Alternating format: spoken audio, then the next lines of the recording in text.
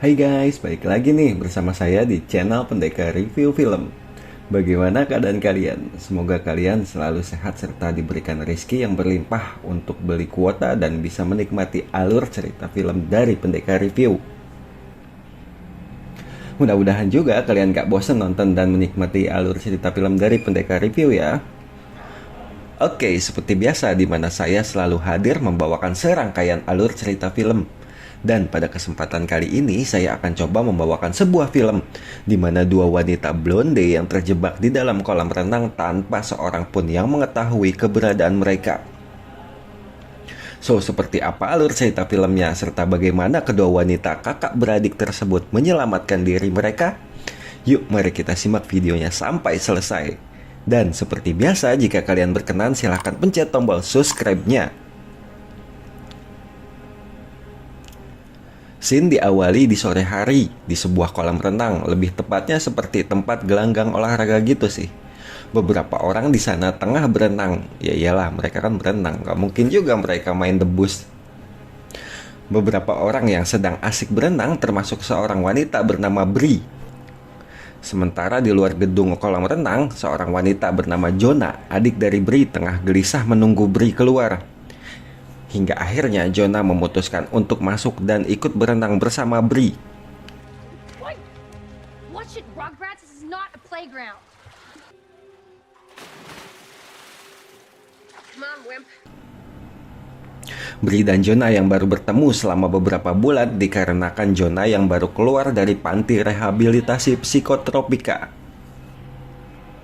Setelah beradu renang, kakak beradik ini kemudian seorang kakek-kakek manajer kolam renang yang kita sebut saja dia kakek Sugiono memberikan peringatan bahwa kolam renang sebentar lagi akan tutup dan akan libur panjang selama akhir pekan. Sebelum pulang, si kakek Sugiono yang akan bersiap pulang memergoki seorang wanita tukang bersih-bersih di kolam renang yang kita sebut saja dia Isabeth. Isabeth tampak tengah mencoba mengutil dari salah satu tas di sana. Isabeth pun dipecat oleh kakek Sugiono. Saat semua akan bergegas keluar, tiba-tiba saja Bri kehilangan cincin tunangan yang diberikan oleh pacarnya yang bernama David. Di saat yang bersamaan pula, seluruh orang-orang yang ada di kolam renang pun sudah keluar. Hingga tiba-tiba saja Jonah mengatakan ia melihat sebuah cincin yang tersangkut di sebuah besi penutup lubang saluran air. Jelas Bri yang heran bagaimana cincinnya bisa berada di sana, padahal ia merasa bahwa ia menaruh cincinnya di dalam tasnya. Bri pun langsung menyemplung ke dalam kolam renang tersebut untuk mengambil cincin dari AA David, pacarnya itu.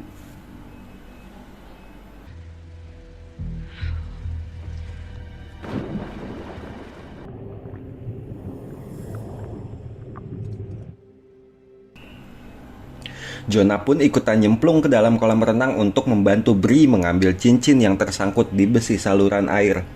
Dan saat yang bersamaan, si kakek Sugiono, penjaga kolam renang pun menutup kolam renang itu.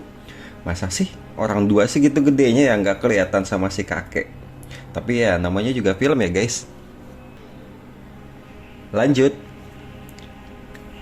Bri dan Jonah pun terjebak di dalam kolam renang yang sudah ditutup dengan flat fiber hidrolik.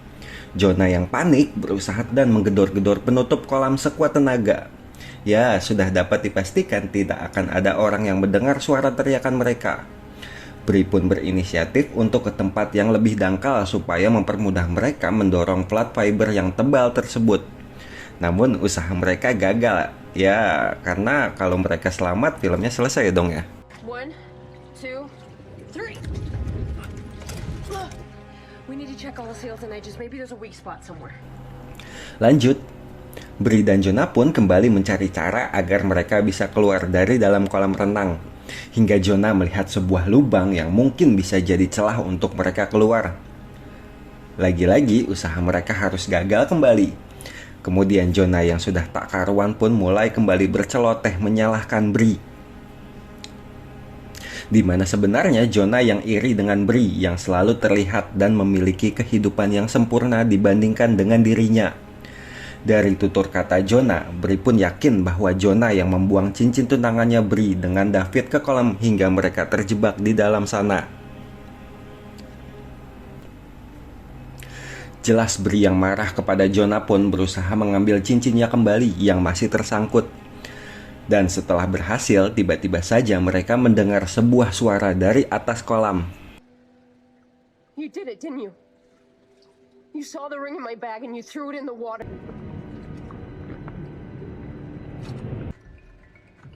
Was that? Rupanya suara tersebut dari HP Bri yang berdering. Sebuah panggilan di HP Bri dari Yayang David, pacar Bri. Namun apalah daya, Bri yang masih terjebak di kolam renang tak bisa menjawab telepon dari Yayang David. Jonah yang masih iri hati dengan Bri justru malah membuat suasana adik kakak tersebut semakin tak kondusif. What are you doing now? Something useful. Right, who'd want to hang out with a screw up like me, right? Keadaan pun semakin terlihat menakutkan saat tiba-tiba saja seluruh lampu di dalam ruangan gelanggang tersebut mati. Dan situasi semakin mulai mengkhawatirkan ketika Bri mengatakan kepada Jonah bahwa ia yang divonis oleh dokter 3 tahun yang lalu memiliki penyakit gula rendah alias diabetes. Di mana saat itu Bri mulai membutuhkan suntikan obat glukosa yang ada di dalam tasnya. Atau jika Bri yang masih terjebak di dalam kolam renang tersebut dan tak mendapatkan suntikan obat tersebut, maka akan membuat Bri mengalami koma. Kakak beradik itu pun semakin merasa melankolis saat Bri yang menceritakan tentang kematian ayahnya kepada Jonah saat Jonah sedang dalam rehabilitasi narkotika, di mana ayahnya Mokat yang terbakar setelah mabuk. Bri yang berusaha menyelamatkan ayahnya tersebut pun harus merasakan tangannya yang terbakar saat berusaha menyelamatkan ayahnya. Dalam situasi yang sedih itu, tiba-tiba saja mereka mendengar sebuah suara pintu dari luar kolam renang. Harapan mereka pun kembali, namun rupanya seorang tersebut adalah Isabeth, si wanita yang dipecat oleh kakek Sugiono karena tengah mengutil sebuah tas di scene awal. Isabeth yang baru selesai bersih-bersih sampah dan melihat tas milik Bri serta HP Bri yang berdering. Kemudian sedikit kaget saat mendengar suara Bri dan Jonah yang meminta tolong dari dalam kolam renang. Isabeth yang tukang ngutil pun segera mematikan CCTV yang masih menyala dan berjanji akan menyelamatkan mereka setelah mematikan CCTV. Isabeth pun kembali ke kolam renang dan meminta password dari HP Bri. Jonah yang mulai curiga kemudian berbisik agar tak memberikan password HP Bri kepada Isabeth. Namun Bri yang berusaha positive thinking terpaksa menyebutkan password HP-nya itu. Are you helping us? Yes, I'm helping you. That's why I need the password. 7397. Setelah mendapatkan password HP milik Bri, Isabeth yang keluar dari penjara dan terpaksa bekerja menjadi tukang sampah di kolam renang tersebut malah meminta PIN ATM milik Bri. Berasa mereka mulai diperas oleh Isabeth, Jonah pun melarang Bri untuk memberikan PIN ATM miliknya.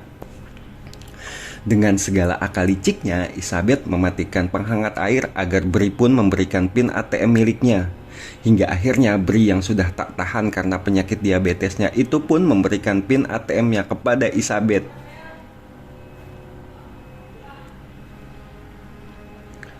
Singkat cerita, di mana Isabeth kembali dan mengatakan jika uang yang ada di dalam ATM Bri hanya tersisa $80. Isabeth pun kembali berusaha memeras Bri dan Jonah. Namun kali ini Jonah berhasil menusuk telinga Isabeth dengan fiber penutup lubang kolam renang yang ia lancipkan. Can you hear me? She's insane.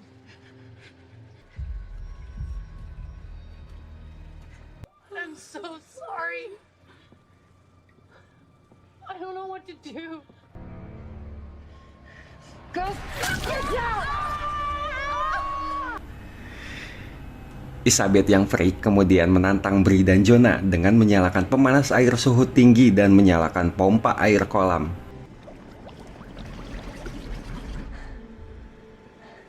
Must be the cleaning system.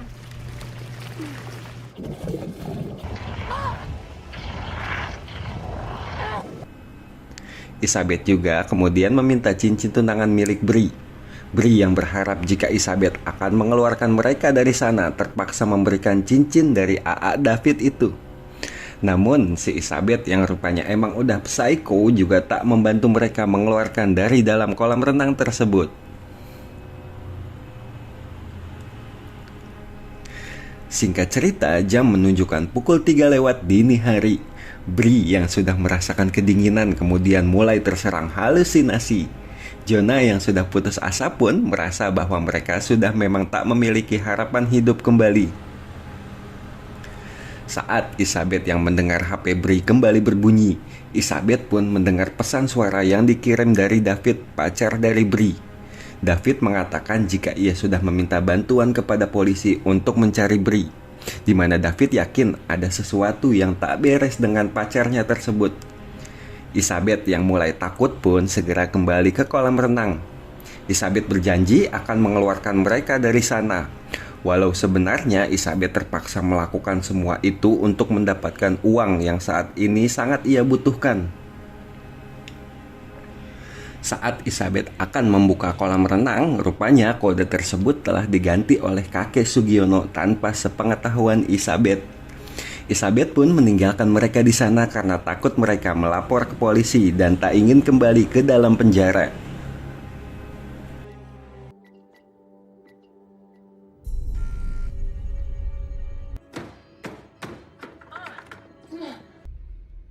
It's taking so long. Come on, you can't leave us here. You'll kill us. Dengan harapan untuk bertahan hidup kembali serta melihat keadaan kakaknya yang sudah sangat kritis, Jonah berusaha sekuat tenaga untuk membuka besi penutup lubang kolam renang. Hingga akhirnya Jonah pun berhasil membuka besi tersebut dan menghancurkan payung penutup kolam renang. Alhamdulillah. Dan akhirnya Jonah berhasil membawa Bri keluar dari dalam kolam renang. Come on, hang in there. Come on. Please, please. Come on, I need you to breathe now. Namun rupanya psikopat Isabeth kembali berusaha untuk membunuh Jonah dan Bri, di mana Isabeth yang emang takut kalau Jonah dan Bri berhasil keluar dan melaporkannya ke polisi. Dan melihat Jonah yang berusaha menyelamatkan kakaknya tersebut, Isabeth pun mengurungkan diri. Walau sebenarnya masih takut, Isabeth mengembalikan cincin dan HP milik Bri. Jonah pun segera menelpon polisi untuk meminta pertolongan. Jonah juga melepas Isabeth dan menyuruhnya untuk pergi. Help. We're at the Katia public pool. Just go. Okay, get out of here. You did it. We did it.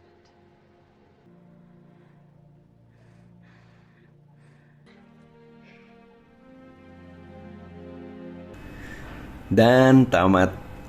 Ending yang cukup mengsedihkan. Oke lah sobat Rebahanar, sekian alur cerita film 12 Feet Deep kali ini. Bagaimana? Cukup mengharukan ya? Pesan yang mungkin bisa diambil dari film ini adalah walau dalam kondisi apapun, harapan harus tetap kita pertahankan. Karena dengan harapan semua orang bisa hidup. Dengan harapan semua orang bisa berusaha. Dan dengan harapan ketidakpastian bisa saja menjadi nyata. So, kalau gitu saya pamit undur diri. Terima kasih sudah menonton. Jangan lupa subrek jika kalian berkenan. Akhir kata, salam santuy, salam rebahan, dan see ya.